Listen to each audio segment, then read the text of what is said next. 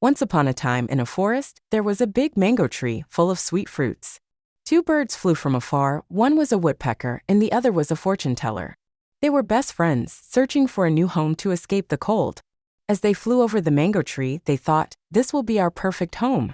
We'll build our nests here and enjoy the ripe mangoes." The woodpecker started building a strong nest, while the fortune teller made multiple nests on different branches. The woodpecker asked, "Why are you making so many nests? Wouldn't one secure nest be enough? We can spend more time on other things." But the fortune teller insisted on marking each mango with its beak, claiming the whole tree for themselves. They chased away any other bird that came near, saying, "This mango tree is ours, don't even think about it."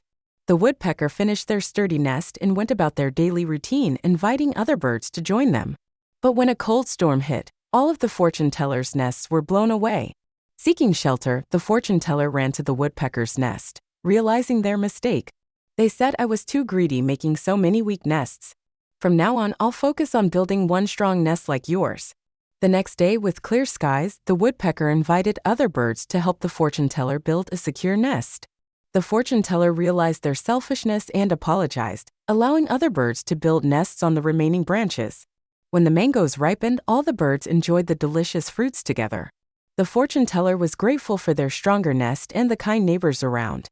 Remember, my friends, don't be too greedy. Greed, like the fortune teller's actions, won't bring any good results.